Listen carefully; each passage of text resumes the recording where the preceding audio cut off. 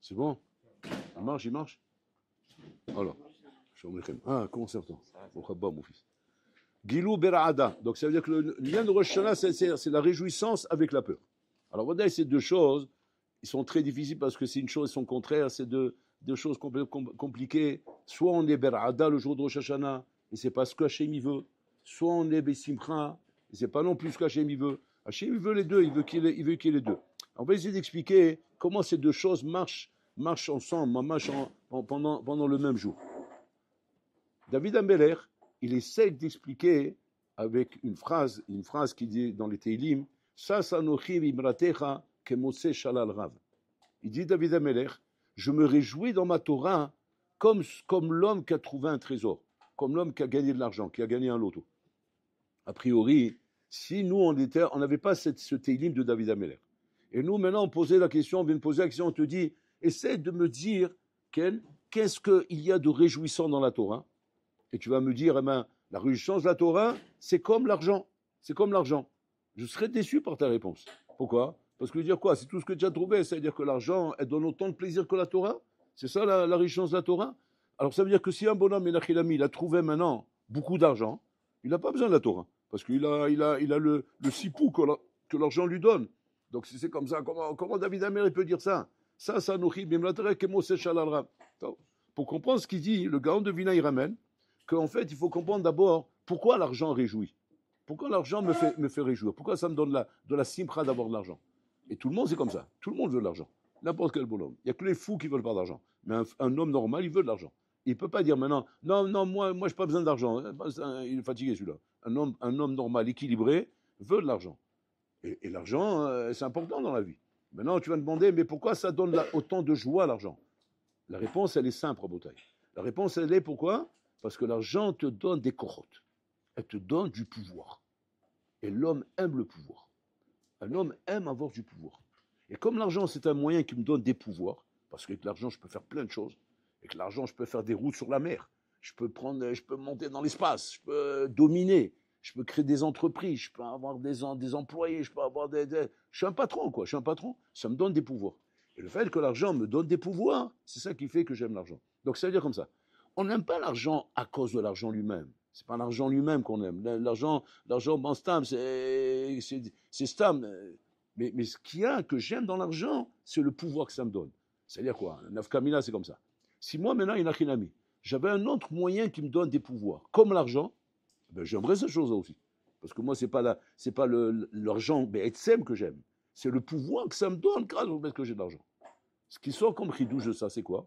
C'est que comme l'argent donne des pouvoirs, c'est pour ça, Inachinami, que je me réjouis quand j'ai de l'argent. Parce que ça me donne des pouvoirs. Donc l'homme, en vérité, il réjouit de quoi? D'avoir des pouvoirs, d'avoir des corottes. Pourquoi c'est comme ça? Pourquoi l'homme est réjoui d'avoir des pouvoirs? Pas shoot. Parce que l'homme a été créé Betselem Elohim. Il a été créé à l'image d'Hachem. Et Hachem, c'est quoi? Ben, c'est le Tout-Puissant. C'est celui qui a tous les pouvoirs. Être créé à l'image d'Hachem, c'est quoi? Être créé comme Hachem, c'est-à-dire tous les pouvoirs. Donc c'est pour ça que l'homme, comme il était créé à l'image d'Hachem, c'est pour ça que l'homme, il a ce tempérament-là de vouloir des pouvoirs. Très bien, ça on a compris, il a fait le monde. Et c'est ce qui s'est passé. Akash-Baruch Hu, quand il a créé Adam Arishon, il a créé un homme avec tous les pouvoirs. Adam Arishon était tellement fort et tellement plein de pouvoirs et plein de capacités que les malachim chantaient des louanges devant lui. Ils le prenaient pour une divinité. Ils prendraient Adam Arishon pour une divinité. Jusqu'au moment où Adam Arishon, il a fauté. Et pourquoi il a fauté? Encore une fois, pour le pouvoir. Regardez comment c'est là-bas que tout se passe. Pourquoi le pouvoir? La datovera. Mais ça va, mais tu as tout. Oui, mais j'ai pas ça. On voit ça. Chez Aman. Aman Aracha. Qu'est-ce qu'il dit Aman Aracha? Mais kol ze neno shaveli. Kol zman shani ore Mordechai lo mishtachave vekore alefanai. Sa femme, elle lui dit, tu es fou, tu es devenu fou, quoi. Tu as tout ce qu'il te faut. C'est toi le roi ici. Hachvérosh, c'est un pantin, c'est toi le roi. C'est toi qui domine tout. C'est un pantin, ça, Hachvérosh. C'était lui le cerveau. Donc, tu as ce qu'il faut. Comment ça marchait? Aman, il marchait dans la rue, les gens se prosternaient, c'est comme les vagues de la mer. Ils se prosternaient, dès qu'ils passaient, ils se relevaient sur là. Et les autres, ils se prosternaient, ils se levaient. C'est vraiment, tu voyais les vagues de la mer. Un kavod atsoum, un kavod que je ne sais même pas si dans l'histoire du monde, il a existé un bonhomme à qui on a fait autant de kavod. Il dominait sur 127 médinotes, pour ainsi dire, sur la majorité du monde. Il dominait sur la majorité du monde. Et Aman vivait un malaise. il rentrait chez lui déprimé. Quelle déprime? Mordechaï lo mishtachaveli. Mais Ribono Shel Olam, espèce de fou. Pour un, tu vas tout gâcher? Mais tu rigoles quoi? Tu as tout pouvoir, tu as tous les pouvoirs. Non. Les pouvoirs à Botaï, pour que je sois satisfait, il faut que je les ai complètement. Il suffit que j'ai l'impression qu'il y a quelqu'un qui a un pouvoir que moi je n'ai pas. Et que ce pouvoir Kavichol me met en relief ma faiblesse, à ce moment-là, je ne suis pas bien. Je ne suis pas bien à cause de ça. C'est ce qui s'est passé avec Adam Arishon. Adam Arishon a vu dans le fait de ne pas manger du fruit de Haïtsada une faiblesse. Il va me manquer quelque chose. Qu'est-ce qui te manque? La Da'at ben Tov Lera. Et comme je suis créé à l'image d'Hachem, je veux ressembler à Hachem. Hachem Yodea ben Tov Lera? Oui. Asgaman Yose. Maintenant tu vas dire, ben, il a raison quelque part. Pourquoi il serait privé de quelque chose puisqu'il est créé Betzel Melokim et qu'Hachem il a cette connaissance? Pourquoi non? Pourquoi toi non? C'est ça, Abotai. C'est ça le petit chouïa qu'il faut qu'il reste entre Hachem et toi pour que tu puisses être, comment dire, sous Hachem. Parce que si tu es complètement comme Hachem, c'est fini. C'est fini, il n'y a plus de décalage, il n'y a plus de hiérarchie. Donc Hachem voulait garder une petite marge. Une marge au chaud. C'est quoi cette marge? Anioda ben tovlera, toi tu as l'oda ben tovlera. Et Adam Arishon aurait dû accepter cette chose-là. Parce que tu avais tout à part ça. Mais comme, malheureusement, le fait de sentir qu'il me manque quelque chose, que ce manque que j'ai maintenant ici, Barmenan, me met dans une situation de malaise, parce que je veux le pouvoir, c'est à cause de ça qu'il s'est écroulé. À cause de ça, Adam Arishon a rapetissé dans sa taille, il a rapetissé dans ses sens, il voyait mes katse et les katse Olam, il levait la tête au-dessus, il voyait le petit sakavod.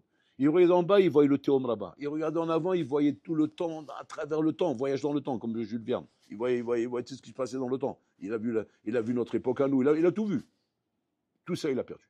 Tout ça, il a perdu. Pourquoi? Parce que voilà, il est revenu comme un homme normal. Après, qu'est-ce qui s'est passé? Après, ce qui s'est passé, Dor Enoch, où là-bas, ils ont commencé à fauter. Bololam, il a détruit le tiers du monde. Après, il y a eu Dor Amaboul, où Hachem a détruit tout le monde. Après, il y a Dora Plaga, où Bololam les a dispersés. C'est-à-dire des Torotes qui se suivent l'un derrière l'autre, où le point commun qu'il y a entre le Sada Shabbat Shebal, c'est quoi? Les pouvoirs. La tour de Babel, c'est quoi? C'est les pouvoirs, dominer, avoir des pouvoirs, etc. C'est-à-dire l'homme cherche le pouvoir. Maintenant, la question, elle est comme ça. Ok, on cherche le pouvoir, et entre autres, on veut de l'argent, parce que l'argent, c'est ça les pouvoirs en bouteille. Et aujourd'hui, c'est ça qui représente la super concurrence avec la Torah. Qu'est-ce qui fait qu'un Barour Rabotai ne veut pas faire une carrière dans la Torah? Il ne veut pas devenir un avouer. Pourquoi un Barour ne veut pas devenir un avouer? Ceux qui ne veulent pas. Il y en a qui veulent. Mais ceux qui ne veulent pas, pourquoi? Parce qu'il dit, attends, mais moi je vais être un avouer, qu'est-ce que je vais gagner par mois? Quel pouvoir j'aurai? Qu'est-ce que je pourrais faire avec tout ça? Je vais comme un tafran, comme un misérable, roulé. C'est bien d'avoir la Torah, ok, je suis cholette partout dans la Torah, mais j'ai pas de moyens, j'ai rien. Je peux même pas me payer une bagnole, je peux même pas me payer des vacances, je peux même pas inviter ma femme au restaurant, je peux même pas acheter à mes enfants tous les jouets qu'on offre aux enfants aujourd'hui. Tous les jouets qu'on offre aux enfants aujourd'hui en Botaï, c'est plus comme à l'époque. À l'époque, tu achetais un paquet de billes à tes enfants, ils étaient heureux avant, à l'époque. Mais aujourd'hui, si tu n'achètes pas une croquinette électrique, tu n'achètes pas un truc pour voir dans l'espace, un truc de 3 dimensions où il vole dans l'air, tu n'achètes pas un hélicoptère, tu n'achètes pas... Mais l'enfant, l'enfant doit avoir l'impression, papa peut tout me payer.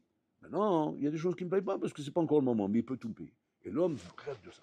Il rêve de pouvoir donner à sa famille, à ses enfants tous les mois. Pour ça, il se dit, moi, ça ne m'intéresse pas de devenir un avoir. Je ne veux pas devenir un avoir parce que je n'aurai pas ces moyens. Le pouvoir.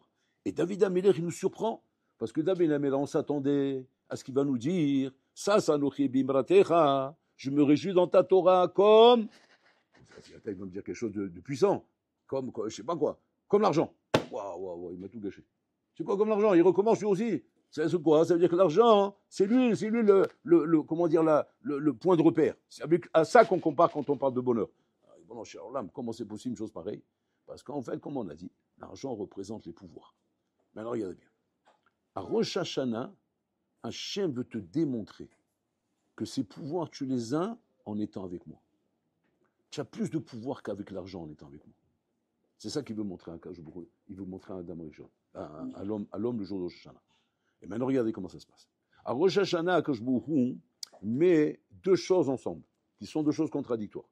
D'un côté, l'Amlir est Akash Baruch Hu. C'est le jour où Hachem veut qu'on le nombre roi. Donc c'est un jour de fête. Nommé Hachem roi, ça va être une super fête, ça va être très beau. Si on s'arrêtait là, c'est Mamash Yom Tov, En Yom Tov intermisé. Nommé Hachem roi, c'est magnifique.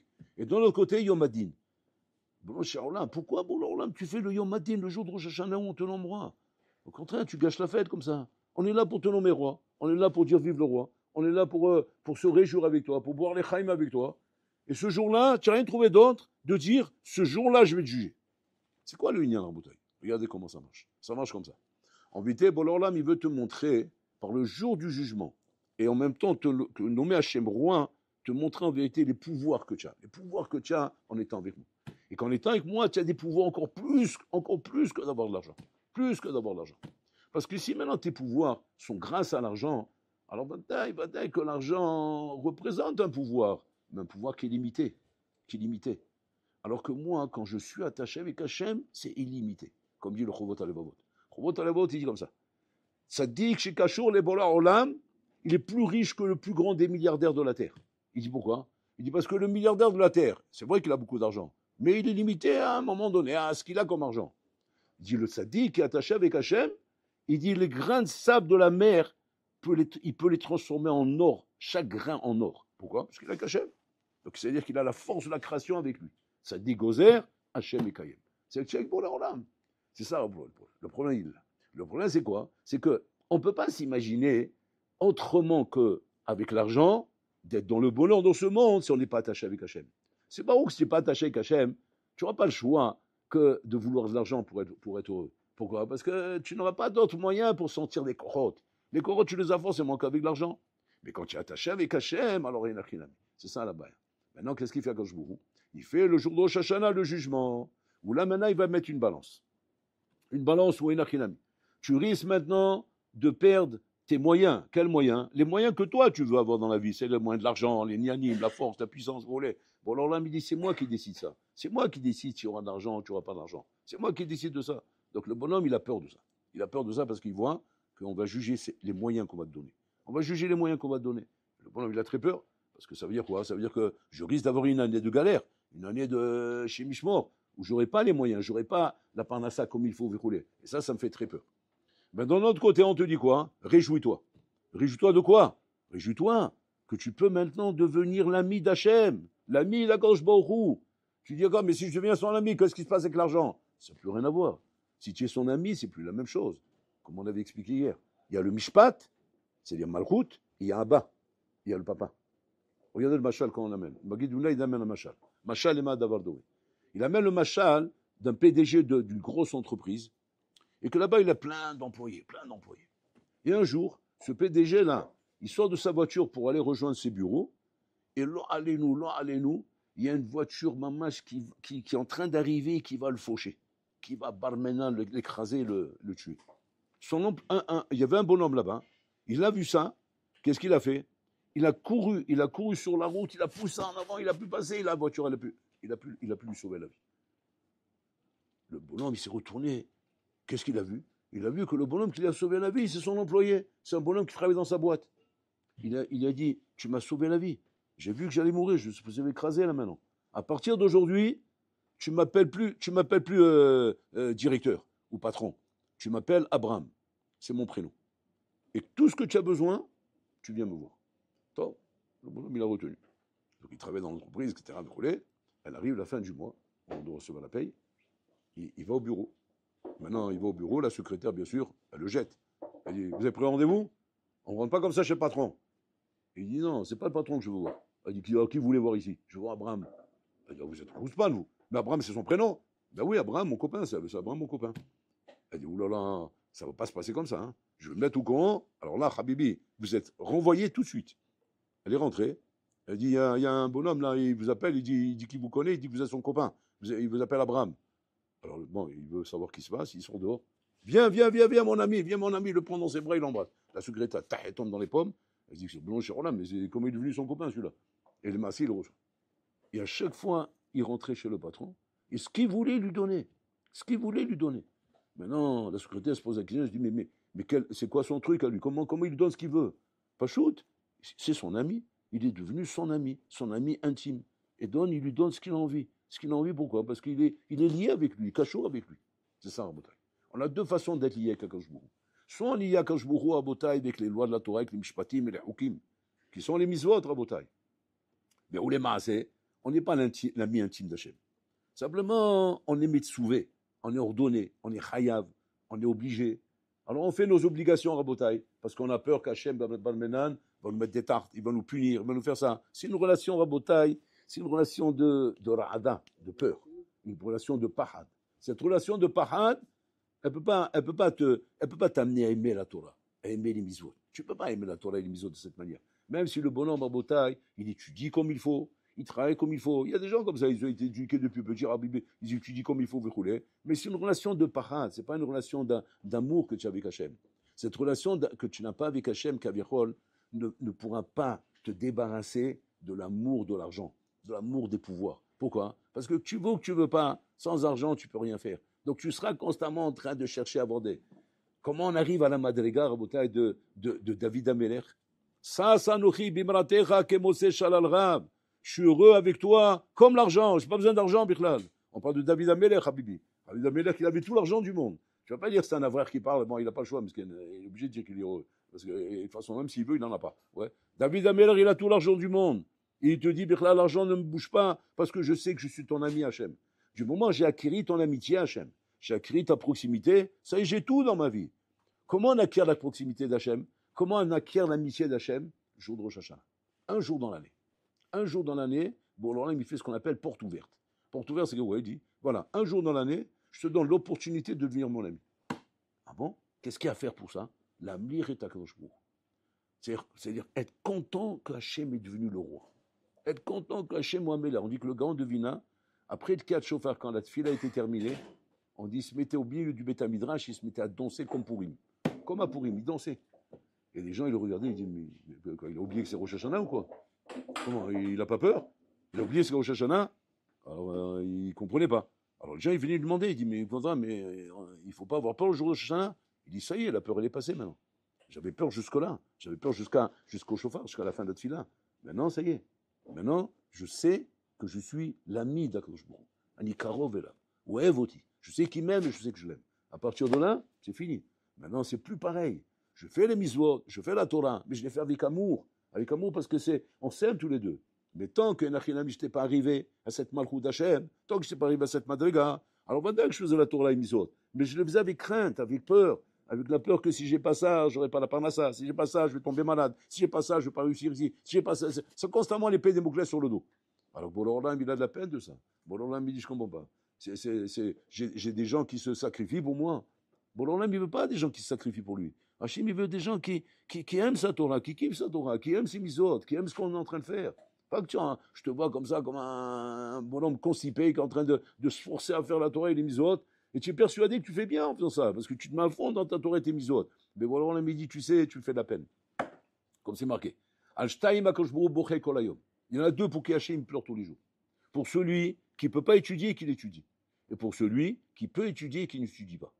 Alors, le grand devina, il pose une question. Il demande, Bishlama, je comprends bien que Hachem, tu pleures pour celui qui ne peut pas étudier, pour celui qui peut étudier et qui n'étudie pas. Je comprends que tu pleures pour celui-là. Mais pourquoi tu pleures pour celui qui ne peut pas étudier et qui l'étudie? Au contraire, il ne peut pas, il étudie. C'est magnifique. Pourquoi tu pleures pour lui? Il dit, ah, tu sais pourquoi je pleure? Parce que justement, il sent qu'il ne peut pas, il étudie quand même. Je dis, si vraiment il était avec moi, hein, il sentirait qu'il peut étudier. Qu'il peut étudier. Mais il sent qu'il ne peut pas. Donc ça veut dire que quoi? Ça veut dire qu'il fait un sacrifice. Il se sacrifice pour moi. Imaginez-vous un papa qui donne tout son amour pour son enfant. Et son enfant, un jour, il fait une déclaration à son père, c'est son anniversaire. Donc il fait un beau cadeau à son père. Son père dit, je suis très touché, tu m'as fait un beau cadeau.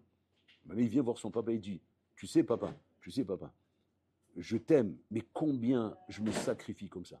Combien je me tue pour ça? Combien je gâche ma vie pour ça? Le père, il va t'entendre parler comme ça, qu'est-ce qu'il va dire? Il va dire, même pas. Je veux pas cet amour, laisse-moi tranquille. Tu entends ce que tu es en train de dire? Mon bonheur à moi, c'est de te voir heureux, pas de te voir malheureux. Si maintenant je te vois malheureux, mais ça ne m'intéresse pas de te voir comme ça. Tu vois, Gauchebou, il kiffe quand il voit Rabotai, même un tzaddik qui est en train de faire la Torah et les mitzvot, mais qu'il est en train de souffrir. Bon, alors là, il ne kiffe pas de ça. Il n'a pas un plaisir de ça. Au contraire, il a une peine de ça. C'est même un chilou Hashem. C'est même un chilou Hashem. Qu'on puisse voir qu'il existe dans le monde un bonhomme qui rase le shalom Rabotai, il privé de quoi que ce soit. Que tu vois des gens qui ne sont pas dans la Torah et qui sont privés, tu dis, ils méritent, c'est normal, ils ne sont pas dans la Torah. Mais quand tu vois un homme dans la Torah et qui est privé de quoi que ce soit, maintenant Rabotai, c'est que ce bonhomme Rabotai, il souffre. Ici, il souffre. C'est pas normal, il a tout. Pourquoi il n'a pas ce bonhomme? Comme quelqu'un, une fois, il est rentré chez Stapler, Il est rentré chez sa belle, il dit, je ne comprends pas, Kvod Arav. C'est marqué dans Pirkei Avot, Kolam Kaim et Torah, Be'oni, Sofo le Kaima Be'osher. On commence d'abord Be'oni, à la fin on arrive avec la richesse. Il dit, Kvod Arav, vous avez 90 ans déjà, vous allez bientôt mourir. Il dit, quand c'est que ça va être Be'osher chez vous? Quand c'est qu'on va voir la richesse chez vous? Pour l'instant, on voit que le Oni, vous êtes dans la pauvreté, pauvreté, pauvreté. Il lui dit, le Stapler, j'ai compris depuis longtemps que Eze ou Hachir a sa mère Bechelko.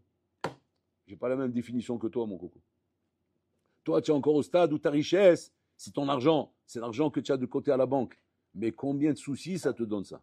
Combien de dagot? Marben Hassim Marbe dagot. Il dit, moi, j'ai plus de soucis. J'ai plus de soucis de l'argent. J'en ai pas. Mais j'ai tout. J'en ai pas, mais j'ai tout. C'est à quoi? Ce que je veux à tout moment, je l'ai. Ce que je veux à tout moment, je l'ai. Pourquoi? Parce qu'Hachem, il est prêt à tout me donner quand je veux et comme je veux.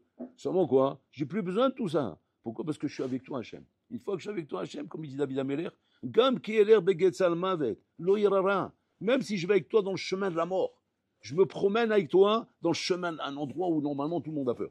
Mais j'ai pas peur. Pourquoi? Car il m'a dit, quand je suis avec toi. Et tu as un autre bonhomme, il se promène dans le paradis, il se promène. Mais il a peur. Marben Hassim Marbe dagot. Il est plein de dagot, plein de soucis. Alors qu'il a tous les moyens, il a plein d'argent, plein de trucs, il a des châteaux, il a des voitures, il a des trucs. Mais il a du souci, il est constamment en souci. Tu vas dire, bon, chez Roland, c'est bizarre ce truc-là. L'autre là-bas, il a rien, il est heureux. Lui, il a tout, il est malheureux. C'est quoi le pshat? Le pshat, c'est comme ça, Habibi. Quand tu es avec Hachem, il n'y a plus de surprise dans ce monde. Il n'y a plus de surprise, tu es avec Roland. Donc tu n'as pas peur qu'il puisse passer quelque chose qui puisse te faire du mal. Parce que Hachem, il t'aime, il va pas te faire du mal, t'inquiète pas, il est avec toi, Hachem. Tu n'as rien à craindre avec lui. Seulement, malheureusement, tant qu'on n'est pas arrivé à cette madriga, Rabotai, alors ce monde sera un monde cruel, un monde où il y aura des rebondissements, un monde où, très souvent, même Hachem, tu ne vas pas le comprendre. Même là, tu vas te poser des questions. Combien de questions de Himouna on a dans la vie, Rabotai? Surtout avec ce qu'on passe en ce moment, avec le 7 octobre, les gens qui sont fait massacrer, brûler. Combien de questions on a dans la vie, Rabotai? Des questions de Himouna, de Bitaron, qu'on ne comprend pas. Beaucoup de choses dans la vie. Mais en vérité, ces questions, tu sais pourquoi tu les as? Tu sais pourquoi tu les as? Parce qu'en vérité, tu n'es pas main dans la main avec Hachem. Tu n'es pas avec lui vraiment, tu ne vis pas avec lui, tu n'es pas dans le couple. Comme tu n'es pas dans le couple, alors voilà, tout te pose des questions, tout te pose des problèmes. Même Hachem, tu ne l'as pas compris. Tu ne vis pas avec lui, donc tu ne peux pas le comprendre. Tu vas arriver à comprendre Hachem, comme tu vas arriver à comprendre un homme dans la vie, deviens son ami. Approche-toi de lui, fréquente-le. Et à ce moment-là, tu pourras commencer à comprendre. Mais tu ne peux pas comprendre un bonhomme en restant à 10 000 km de lui, en essayant de le comprendre à Botaï, avec des antennes, avec des Kalvachomer, avec des Xerot Shavot, avec des Binyanav, avec des Ekeshim, des trucs comme ça à rouler. Badaï, ça fait partie des 13 Ikarim avec lesquels on apprend la Torah. Ok, c'est important, Badaï, c'est important. Mais ce n'est pas qu'avec ça qu'on apprend à vivre avec Hachem. On apprend avec Hachem en autant vivant avec lui. Dichiot ito Rabotai. Il faut vivre avec Bola Olam. Donc un bonhomme en Botaï qui vient à Rosh Hashanah, avec tout l'arsenal et tout le bagage de Torah du monde, mais il lui manque une chose. C'est quoi? Ce Kesher avec Bola Olam, celui-là, il est mal barré à Rosh Hashanah. Alors qu'il a toute la Torah du monde. Hein. C'est extraordinaire. Il a tout ce qu'il faut, mais il n'a pas ce Kesher avec Bola Olam. C'est-à-dire quoi? C'est une Torah de robot. C'est une Torah de robot. Tu sais quoi? On se lève le matin, bon dernier. On fait ça, on fait ça. Ça, c'est bien, bon, c'est ok, il est discipliné, le bonhomme. C'est impeccable. Mais en attendant de ça, tu peux me montrer, Nachinami, le goût que je peux avoir de vouloir vivre comme ça? Ça me donne envie de vivre comme ça? Ça me donne pas envie de vivre comme ça, moi. Pourquoi ça me donne pas envie? Parce que je suis un être humain, je suis pas un robot, je suis pas un malach, moi. Je suis un être humain. Moi, je veux kiffer, moi. Je veux kiffer ma vie. Bon, alors là, si tu as trouvé une Torah qui va me faire kiffer, je suis content. Si ta Torah est là pour me constiper, non, je suis pas content. Il faut pas avoir peur de le dire à Boutaï. Maintenant, tu vas dire, oh, mais peut-être Hachem, il veut pas qu'on parle comme ça. Comment il veut pas que tu parles comme ça? Boutaï, il veut que tu parles comme ça. Pourquoi? Parce que c'est ça, justement, ce que nous apprend à Rosh Hashanah. Bon, l'Olam fait correspondre le couronnement de la royauté d'Hachem avec le din, pour te montrer qu'il faut qu'il y ait les deux. Il faut qu'il y ait les deux, il faut qu'il y ait le din en même temps, qui est le respect des lois de la Torah, parce que c'est pour ton bien. C'est pour ton bien de respecter les lois de la Torah. Mais en même temps, c'est pour ton bien à condition que tu t'épanouis là-dedans. C'est pour ça que ce jour-là, il y a le couronnement d'Hachem. Et Hachem met les deux en même temps, pour que tu comprennes que ces deux doivent être en même temps. C'est pas normal. C'est pas normal qu'un juif va dire maintenant, j'ai pas envie d'étudier, mais j'étudie quand même. Bon, l'homme, il se met à pleurer quand il entend ça, Hachem. Tu dis, mais non, au contraire, tu dois te réjouir, Hachem. Regarde, je me tape. Justement, tu te tapes, je veux pas entendre ça. J'entends que tu kiffes. Tu kiffes quand tu t'assois devant ma Torah. Et si Nachinami, ma Torah ne te fait pas kiffer, alors pose-toi la question pourquoi. Va parler avec ton Rav. Va lui demander pourquoi je suis pas heureux, pourquoi je suis pas bien. Peut-être il y a un truc qui va pas, peut-être il y a un truc que tu n'as pas compris. Et que Hachem, en vérité, il avait une réponse à ça, mais tu t'es jamais intéressé à chercher la réponse. Donc tu vis un malaise pendant toute la vie. Tu risques dans un malaise. Et ça, c'est mamage, c'est d'abord chez Hazef Shalom, Abota, Yachem, Lorotzeze. C'est ça, Rosh Hashanah. Donc, c'est-à-dire Bekitsur, en résumé. Rosh Hashanah, il y a les livres de vie et de mort qui sont ouverts devant toi. Qui est-ce qui va écrire dans le livre de vie ou de mort et que tu sois inscrit là-bas? Qui c'est qui va faire ça, Rabotai? C'est toi. C'est pas Hachem. Hachem t'inscrira là où tu t'es inscrit, toi. La parnassa, tu l'auras comme toi tu l'as demandé. Mais il faut que tu la demandes, il faut que tu sois l'ami d'Hachem. Et quand tu viens l'ami d'Hachem, comme l'histoire que je vous ai racontée, mais c'est Abraham, c'est Avi, c'est mon copain. Et donc voilà, je suis proche de lui. Donc j'ai pas de ça fait que si je demande quoi que ce soit, et que je demande par amitié, par fidélité, pas pour lui tourner le dos, pas pour le trahir, c'est toi qui va me donner. Donc c'est toi qui t'inscris. Bon, alors là, il va dire, tu sais pourquoi cette année tu as une année de galère? Pourquoi tu as souffert toute cette année? Pourquoi? Parce que tu m'as tourné le dos. Tu as voulu faire tout seul, tu as voulu vivre tout seul, tu n'as pas voulu être avec moi. Alors tu as voulu être avec moi, alors il n'y a que du mishpat et des choukim avec toi. Il n'y a que des choukim et des mishpatim avec toi. Tu as brûlé un feu rouge, t'es éclaté, voilà. Alors que si c'était Abraham, alors j'aurais pu prendre le temps de comprendre pourquoi tu as brûlé le feu rouge. Et j'aurais été peut-être plus indulgent avec toi, parce qu'on est quand même amis tous les deux. Et c'est ça le truc, Rabotai. Bon, alors l'âme sait très bien qu'un homme est appelé à fauter. C'est pour ça qu'il a créé la tchouva avant de créer le monde. Hachem n'a pas créé un monde où il cherche à nous couper les têtes. Au contraire, il a créé la tchouva avant de créer le monde. Hachem, il cherche sa raccord à ce qu'il y ait une relation, Toto. Une relation, une vraie relation à Botaï. Et pas un stam des menaces et des pratiques.